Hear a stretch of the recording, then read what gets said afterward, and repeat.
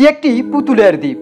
দ্বীপটির নাম মেক্সিকান ভাষায় ইসলা দে লাস মিউনিকাস বা আইল্যান্ড অব দ্য ডলস বলা হয়।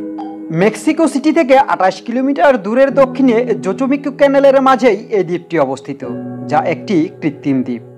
এই দ্বীপ জুড়ে রয়েছে বিভিন্ন ধরনের এবং বিভিন্ন রঙের পুতুল, যা এই দ্বীপটির প্রতিটি রাস্তা, গাছের ডাল এবং আশেপাশে ছড়িয়ে ছিটিয়ে আছে বিভিন্ন আকৃতির ভয়ঙ্কর সব পুতুল। দ্বীপটির ভৌতিক পরিবেশ এবং রহস্যময় ইতিহাসের জন্য বিশ্বব্যাপী পরিচিত। কিন্তু সবার মনে প্রশ্ন হলো, একটি দ্বীপের মধ্যে এত হাজার হাজার পুতুল কিভাবে গেল? জানবো আমরা এর জানা অজানা সব তথ্য।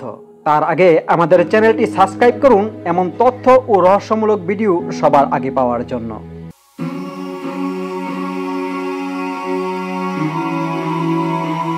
এই দ্বীপটির শুরুটা কিভাবে হয়? এমন প্রশ্নের উত্তরে জবাব আসে এই দ্বীপের ইতিহাসের সূচনা ঘটে ডন জুলিয়ান সান্টানা বেরেরা নামক এক ব্যক্তির মাধ্যমে। জনশ্রুতি অনুসারে তিনি ক্যানেলের জলে এক কিশোরীর মৃতদেহ দেখতে পান। কিছুদিন পর ওই পানিতে একটি পুতুল দেখতে পান এবং তিনি ধারণা করেন সেই পুতুলটি মৃত কিশোরীর পুতুল। তার স্মরণে এবং তার আত্মার শান্তির জন্য তিনি পুতুলটি গাছের ডালে ঝুলিয়ে দেন। এরপর থেকে তিনি আরও পুতুল সংগ্রহ করে দ্বীপটির বিভিন্ন স্থানে ঝুলাতে থাকেন। তিনি বিশ্বাস করতেন যে এটি আত্মাকে শান্তি দেবে এবং অশুভ আত্মাদের দূরে রাখবে।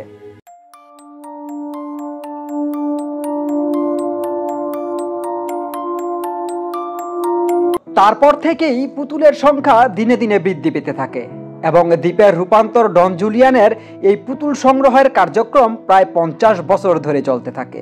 সময়ের সাথে সাথে দ্বীপটিতে হাজার হাজার পুতুলে পরিপূর্ণ হয়ে ওঠে। সূর্য, বৃষ্টি এবং বাতাসের প্রভাবে পুতুলগুলোর অবস্থা হয়ে ওঠে খুব ভয়ঙ্কর। অনেকেরই চোখ নেই, আবার কারো শরীরের অংশ নেই, আবার নেই কারো মাথা, যা দ্বীপটিকে আরও ভৌতিক করে তোলে।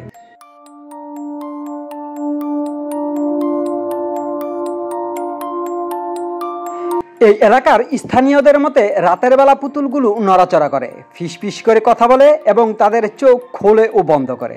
কিছু পর্যটকও দাবি করেছেন যে তারা পুতুলগুলোর থেকে এক অদ্ভুত অনুভূতি পেয়েছেন, যা এই ঘটনাগুলো দ্বীপের রহস্যময়তা আরও অনেক বাড়িয়ে তোলে।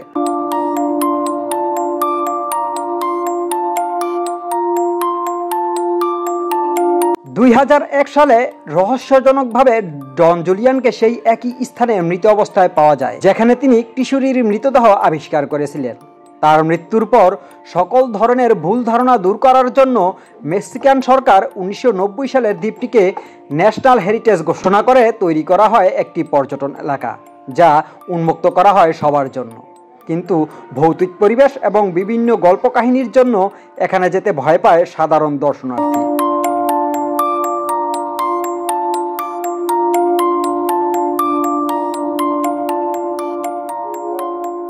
ভালো লাগলে চ্যানেলটি সাবস্ক্রাইব করে পাশেই থাকুন।